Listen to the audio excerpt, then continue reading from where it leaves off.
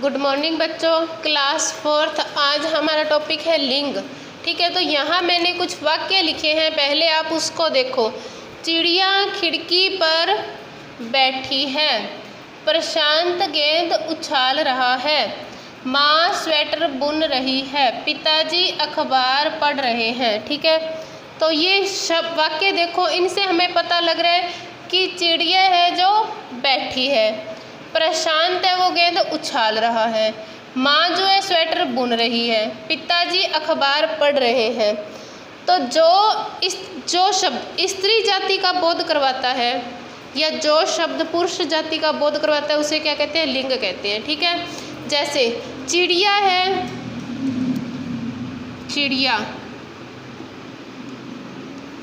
चिड़िया हमने ऐसे लिखा कि बैठी है, ऐसे तो नहीं लिखा कि चिड़िया खिड़की पर बैठा है, बैठी है लिखा है। तो चिड़िया से हमें पता चल रहा है कि ये हमें किस शब्द का बोध करवा रही है? स्त्री जाति शब्द का बोध करवा रही है। प्रशांत गेंद उछाल रहा है, तो हमें पता है कि प्रशांत एक लड़के का नाम है, तो ये क्या कर रहा है? गेंद उछाल रहा है। ऐसे तो नहीं लिखा कि प्रशांत गेंद उछाल रही है। प्रशांत क्या है? हमें पुरुष जाति का बोध करवाता है। फिर है माँ स्वेटर बुन रही है, तो माँ भी हमें स्त्री जाति का बोध करवा रही है। पिताजी अखबार पढ़ रहे हैं, तो पिताजी अखबार पढ़ रहे हैं, यह हमें पुरुष जाति का बोध करवा रहे हैं।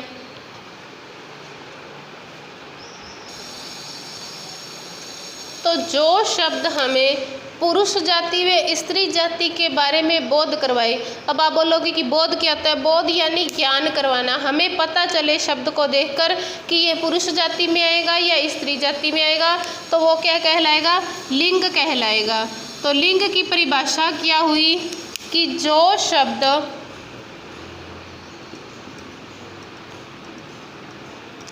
पुरुष जाति व स्त्री जाति का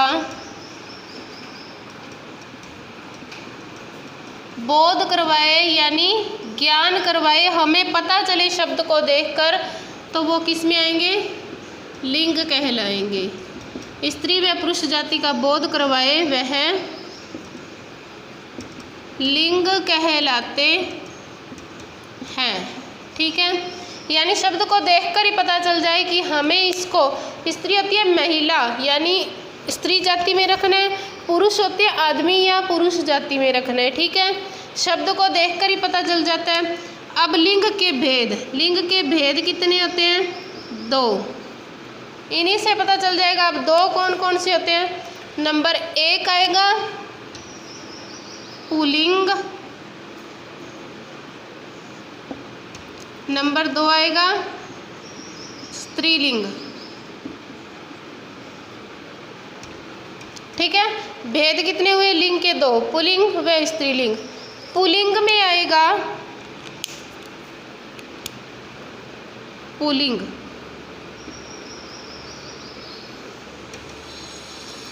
वह शब्द जो हमें पुरुष जाति का ज्ञान करवाए या बोध करवाए, तो वह आएगा पुल्लिंग में। ठीक है, जैसे पिताजी,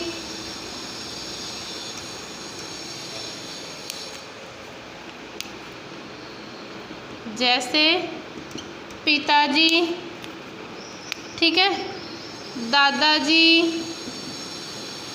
राजा, शेर, ये सब किस में आएंगे? हमारे पुल्लिंग में आएंगे। ठीक है, फिर हमारे पास है नंबर 2 स्त्रीलिंग।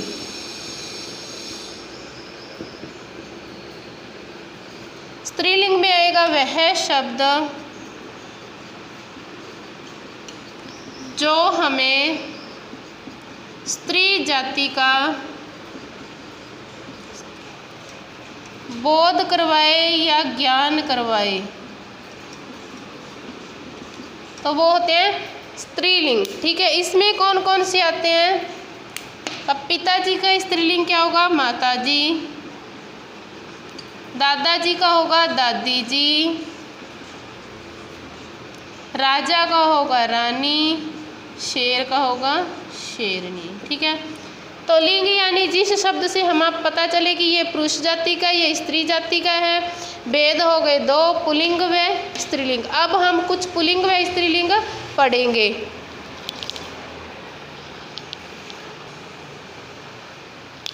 तो अब मैंने यहाँ कुछ पुल्लिंग लिखे हैं। पुल्लिंग यानी पुरुष जाति का बोध करवाते हैं।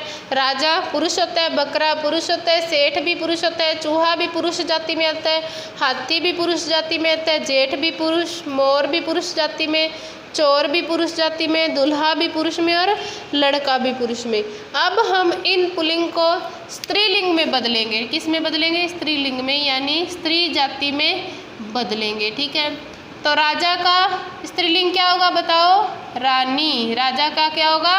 रानी। बकरा का बकरी। बकरा का क्या होगा? बकरी। सेठ का स्त्रीलिंग क्या लिखेंगे हम?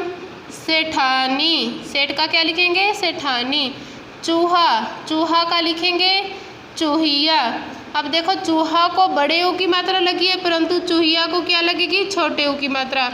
चूहा का क्या होगा स्त्रीलिंग? चूहिया। हाथी का होगा हथिनी।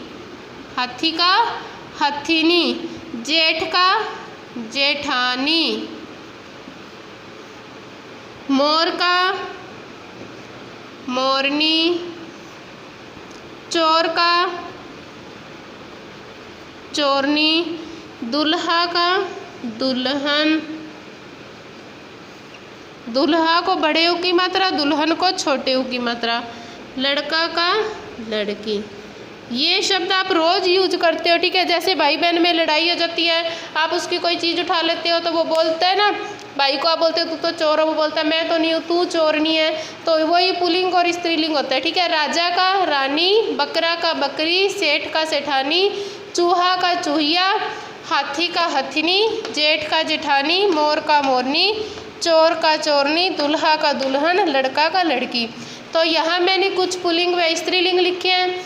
इसके अलावा भी आप अपनी नोटबुक में साफ साफ शब्दों में ऐसे पुल्लिंग व स्त्रीलिंग लिखोगे। ठीक है।